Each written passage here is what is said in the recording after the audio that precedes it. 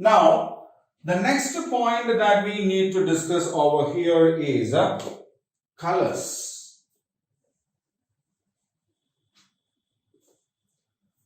So when we look at the physical map of a region, see, we have just seen the physical map earlier, isn't it? When we were dealing with the different types of maps, we saw physical map. So it's quite colorful, isn't it? It's quite colorful. See, I'll show the map once again. See, look at this map. They use different types of colors in that. Okay, it's not used some colors to make it beautiful, but these colors represent some data. These colors represent some data. Okay, see, there is a scale kind of a thing given at the bottom of the map. Can you see that? Okay, now look at that. I've enlarged that data for you. See, the dark brown color shows a distance from the sea level. Okay, height of a region from the sea level is expressed using these colors. Right? Height of a region from the sea level. Sea level is shown in blue color. Sea level is shown in blue color. Which blue color? Yes, a pale, light blue color. Okay, that blue color is actually showing the sea level. And from sea level, based on the increase of its height, the color also changes. Isn't it? Yeah, so the plain regions are in green color. The plateaus are shown in yellow-brown color. Hills are in a light brownish color. The northern mountain regions are in a dark brown color. Is it that? No. See the ocean there? Blue represents water. There also there are different shades. Na? So it means from the sea level, above the sea level we use different colors. Below the sea level means based on the depth of the oceans or the water body, again there will be changes in the color pattern. Light blue means shallow waters, means it's not that very deep. Dark blue colors very deep.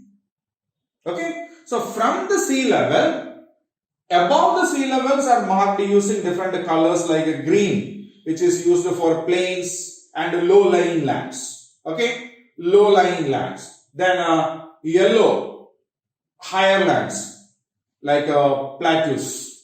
Brown, hills. Dark brown shades, mountains. Isn't it? So this difference in the colors actually shows, yes, that is conveying us something. What does it convey? What does it convey? Yes, the distance from the sea level, above and below. Right? So these colors we use in a map to express the data based on the height or depth of a land area. Okay? So do not try to take it in such a way that they are using different colors so that the maps look beautiful. No. See, rivers are mentioned in blue lines. Isn't it? So this color scheme, we call it the color scheme.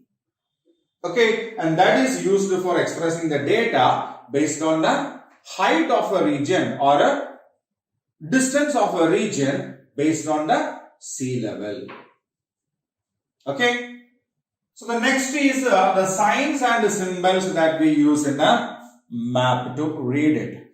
So when we draw the entire features on the earth onto the map, then we have to use we have to put a lot of information in that, a lot. Okay, so when we have to put all the information into a map, then we have to use different symbols also. Okay,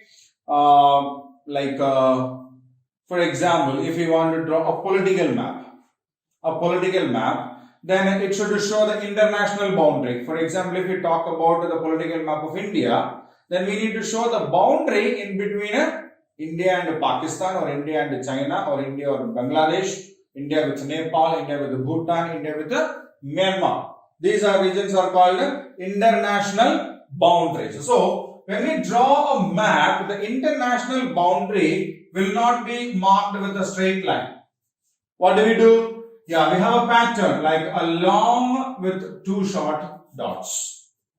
Again, a long with the two short dots. Long, short, long, short.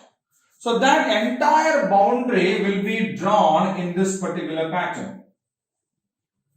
Okay, and that is the international boundary. Means the boundary of India with Pakistan, China or Bhutan or Nepal, Bangladesh, Myanmar are drawn in this way. And within India we have states, no? States. Yeah, the boundary in between Andhra Pradesh and Telangana, or Andhra Pradesh and Karnataka, or Andhra Pradesh and Tamil Nadu, that will be drawn with sequencing lines like this. Okay, sequencing lines type. So this is the international boundary. This is a state boundary. Now, when we take Andhra Pradesh, we have different districts. Say Guntur district, Krishna district. So Guntur and Krishna, again there is a boundary line, isn't it? So the district boundaries, how are the district boundaries mentioned?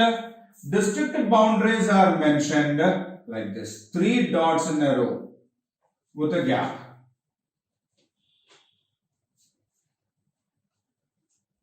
Okay, 3 dots in a row with a gap in between shows that is a district boundary. Again, tehsils are there or village boundaries are there. If we want to mark the village boundaries also, then what do? 1, 2, 3, 1, 2, 3. Okay, 3 dots with a gap, 3 dots again, then a gap. Again 1, 2, 3, 1, 2, 3. Oh, sorry. 1, 2, 3. Again a gap. 1, 2, 3, 1, 2, 3. So there will be a medium range gap in between the third and the fourth dot. And once the sixth dot gets over, there will be a gap. And then comes the next 3 dots. So when we look at a map, if we come across this kind of a boundary there, then we can understand, okay, this is a district. If it has this kind of a boundary line, then it is a state boundary. If it has a long and 2 short, called the sequencing of lines, then we call it an international boundary. Right? So these are different kinds of signs that we use in a map. If we have to show rivers, okay, and rivers have got some what we call a catchment area kind of a thing, then what we do is we will use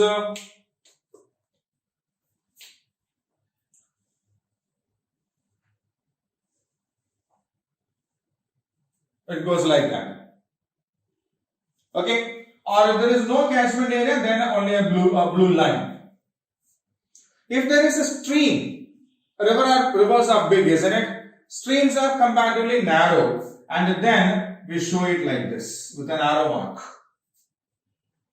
Okay, so all these are different kinds of symbols that we use in the map to express what we exactly want to express. Okay, the different religious or places of worships are there. So we use different signs for symbols for a church, for a mosque, for a temple. Then where there are dams, there is a different symbol that we use. Okay, so now I will show you the diagram in which we have got many of these important symbols that we use in the map. Right? I will show you the important symbols that we use in the map, and we need to learn about these kinds of signs, symbols and color patterns that we use in the map so as to understand a map completely. Right? So before we end this lesson, I will show you the chart in which we have got this major symbols and signs that we use in the map, right? So after watching that, we will go on to the activity part of this lesson, right?